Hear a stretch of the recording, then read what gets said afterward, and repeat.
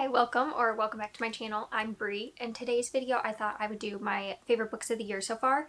It's now August, so it's a little past the midway point of the year, but I wanted to do this to talk through some of the books I've been loving. So I couldn't decide on my top 10, so I just went with 8 because that's what felt right to me. So one thing I realized when I was going through to pick out the books is that sometimes the ratings I put in my reading vlogs, they don't match up to how I actually feel about them later. So that got me thinking that I think maybe in reading vlogs I should wait to rate them and rate them just in my wrap up, because there are books on here that I rated lower and now that it's been a little bit of time, I feel differently about, or I realize I have more of a connection to it than I thought I did.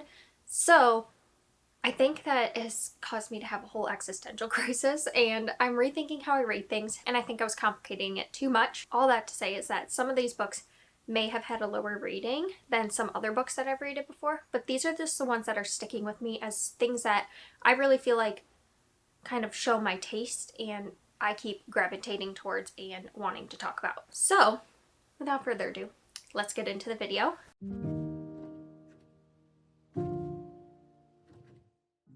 So I am going to start with my number 8 in here, and that is Garlic and the Vampire by Brie Paulson.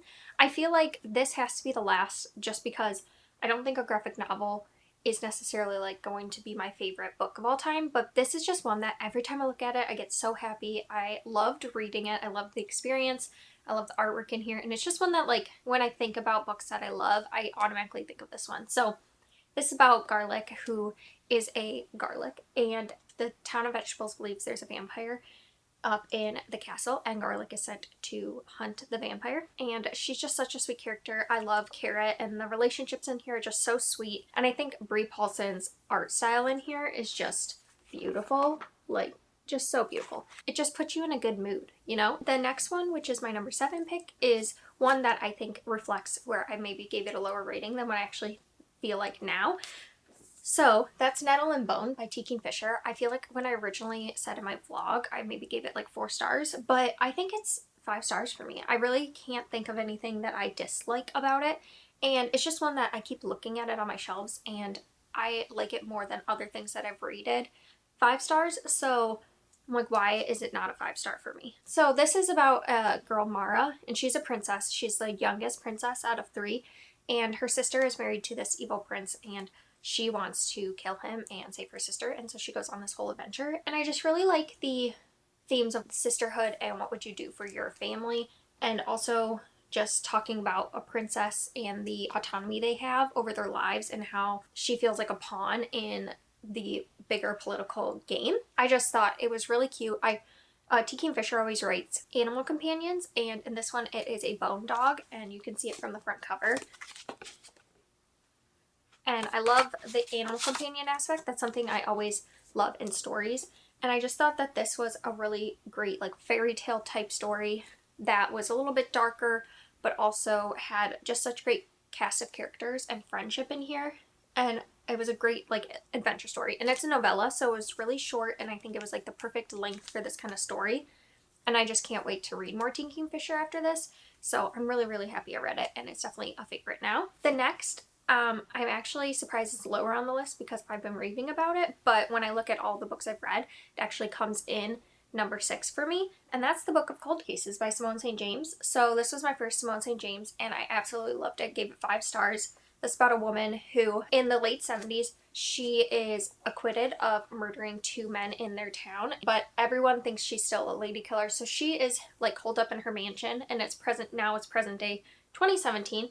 And this girl who's obsessed with crimes, true crime, and things like that, she sees the woman in town and asks if she can interview her, and the woman says yes, as long as you come to the mansion and you interview me there. So she goes, and some weird things start happening at the mansion, and she starts to figure out what actually happened back in the 70s. And I just thought that this was really well paced. I feel like for some, the twist happens halfway through, and then the rest of the book felt boring, but I actually really liked that. I liked where the book went after that, and I just really love Simone St. James's writing. It's very eerie, atmospheric. She just writes a really good haunting type story. Both the characters in here were very compelling to me to read from because you read from multiple perspectives and multiple timelines, and that really kept me thinking throughout the whole thing. So the next one I don't own, but I hope to because it is now one of my favorites, and I didn't think I would ever say this about a horror novella, but if you saw my last reading vlog, you would know I read Comfort Me with Apples by Catherine M. Valente, and I love it. I gave it 5 stars. It's just the perfect kind of short horror that I am looking for. It is about a woman who has a seemingly perfect life and perfect marriage, and she lives in this like idyllic like homeowners association type place, but it has chapters where there's like rules for this association that you see as you're going through the novella, and then you're following her perspective, and some weird things start going down and it just unravels from there. And I don't want to say more because that would spoil it, but I thought the writing in here was like perfect for the story that was being told. It was very unsettling, but not in the way that like the Book of Cold Cases is unsettling. It's not eerie as much as it's just like creepy. And it was fast and to the point, but it really like packed a punch. I knew what the twist was gonna be from the beginning because I kind of figured it out, and so I was worried that that would ruin it, but no, I think I still loved it just as much. 5 stars. I can't believe that's in a top favorite, but it is. And so that is my number 5th spot. So my 4th spot is another Simone St. James, and that's The Sundown Motel by Simone St. James. When I first read this, I didn't think I liked it as much as the Book of Cold Cases, but the more I've sat with it, I actually really like this one more than the Book of Cold Cases. This one is set in both the 80s and in present day, and in the 80s, this woman goes and works at this motel, the Sundown Motel, and she goes missing. And then the present day is the niece of that woman is trying to figure out what actually happened to her aunt because no one ever figured it out and none of her family really talks about it. So she goes there to figure out what's happening, and things that are similar to her aunt's past start happening to her, and you're following both of them as they are figuring out what kind of weird stuff is going on at this motel. And the thing about Simone St. James is she always has like a paranormally aspect to it. It's always like, is it haunted or is it not? And that was what I liked about the Book of Cold Cases, and this one delivered as well. I really love, again, her writing. And this one I think I loved more because it was just creepier to me. The subject matter was creepier, and the way that the motel scenes were written really got my heart racing. And I just feel like there's something about a motel that is just super, super creepy. So, sorry if this lighting is slightly different. My card was full and then I had to do reformatting and stuff, so it's been a little bit. So I forget what I was saying, but it's a ghost story. It's a creepy motel story, and there's something about creepy motel stories that just I really like, apparently. And I just think Simone St. James's writing is something I really enjoy, and I like the way she tells stories. The multiple POVs and the multiple timelines I just think really works for me as a reader. So the third one has to be The Strange Case of the Alchemist's Daughter by Theodora Goss. This is a trilogy, and this is the first one, and this is following Mary Jekyll, who's the daughter of Dr. Jekyll. And at the beginning she finds out that she has a sister from Jekyll that has been in this like nunnery for a while, and so from there, she enlists Sherlock Holmes and Watson to help her figure out who this sister is and what's going on. And throughout it, they link up with some other girls who are daughters of scientists, and they all have like these strange abilities, and you're reading about this mystery of what happened to them. But the thing I love about it is it's basically written as if one of the main characters is writing the story of their mystery travels, and the other girls are like chiming in as the book goes on to put in their like critiques of the book as it's going through. So you get like interjections from them, which I really loved, and I loved how it brought to life the characters in a lot of ways.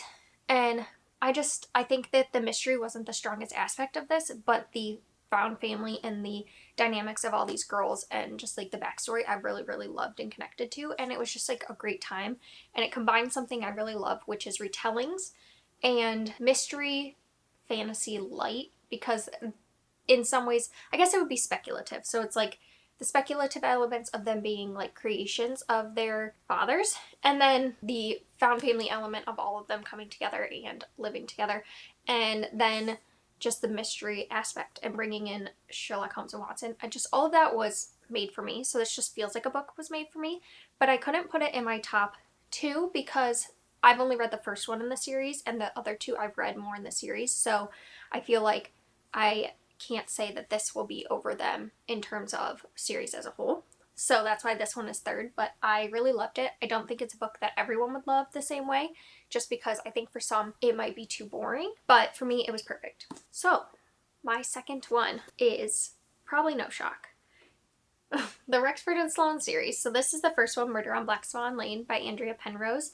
And I just love this series. I'm on the 4th book and I'm halfway through and I love it just as much as the first one. I feel like there are a lot of things in this that I just love. So it's a historical mystery following Rexford, who's a lord, and he is like a scientist and kind of a curmudgeon. And then in this one, he is thought to be guilty of murder. And there's also a cartoonist, A.J. Quill, who is writing cartoons about him in the papers, and so he goes to confront him and realizes that it is Charlotte Sloane, who is a woman who's widowed and she's just trying to make a living for herself, and so she pretends to be her husband and draws these cartoons. And they link up and try to solve the murder of what actually happened. And the thing I love about these books is they dive into a lot of the science behind things. I think that there's a found family element in here, which if we've learned anything about me this year is that I love found family stories. And I like that the mystery is set in Regency time, but we're not just at social gatherings, just going around to those things. It's much more into like the mystery itself, and it dives into science, and this one specifically chemistry, but each one has its own kind of branch of science that it goes into. And I like that. I like that, using that logical reasoning and sitting down and working through the puzzles. Now they do go and talk to people and it has some slow parts, but I think what it makes up for is the characters in here. I just love them so much. And there's a slow burn romance that I'm just here for. And every time I come back to the series, it just feels like a warm hug. You know, I have a good time with it. I don't know. I love the banter between all the characters.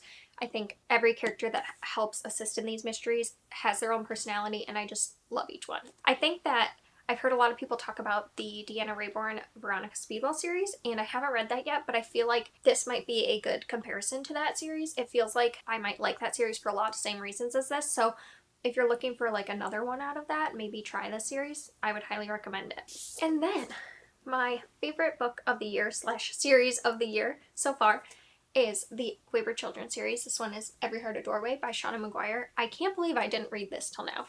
I don't know why, but when I would see it on the shelves or hear people talk about it, I would just think, that's not for me. And then I would just skip over it.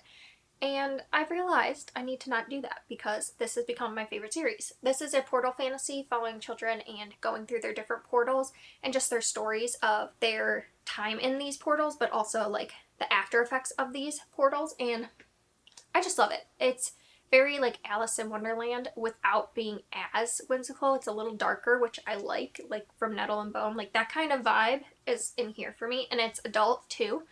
And I just like the conversations in here. I like the inclusion that's in here. And every character just feels very unique, and I really love the like found family elements in here as well. If you give me a good found family, you're gonna end up in my top 10. It's just gonna happen. So I'm really, really happy I read this. I'm now on the 4th one. I haven't read it yet, but I've read 1 through 3, and I love them. I think this one was 5 stars, the second one was 4.5, and the third one was 5, which is probably my favorite so far, but I don't want to judge until I get through all of them to really know. But I just think that Shauna Maguire builds such amazing worlds in these portals in just literally like 150 pages. And the way she can make you care about characters so quickly, I just think is a really cool aspect. And I love that they're short. I think that they are the perfect length for what they are. I really connect with it. It makes me happy to read. It's also kind of dark and twisty in some aspects, and I like that. It feels very real. I'm excited to try other Shauna Maguire books, like Middle Game sounds like it could be really fun. And so I know she also writes under Mira Grant, so I feel like she could become a new favorite author. So yeah, this is my number 1 series of the year so far. So there you have it, my top 8 books, minus Come For Me with Apples because I don't own it yet. But I'm really happy I've read these. I feel like it's shown me a lot about my reading taste, and I think that I've been having a bit of a crisis as I've gotten into book 2, but also just learning more about myself throughout the years. is that I realize I pick up a lot that other people enjoy, and then I kind of feel like I should be enjoying them. And so I think this year has kind of been the year of figuring out what do I actually like to read for me. And I think it's these kind of books. I think it's like dark fairy tales, eerie kind of paranormal thrillers, mysteries that have found family elements to them, and fantasies that are like fantasy light but bring you found family and things like that. So I'm excited to like pick up more titles like this. If you have any recommendations, I would love to hear it.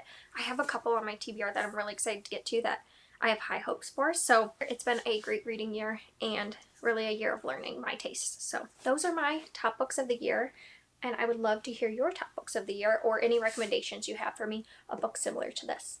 And so yeah, thank you for watching, and I hope you enjoyed. If you want to give it a like and subscribe if you aren't already, I'd really appreciate it. So until next time.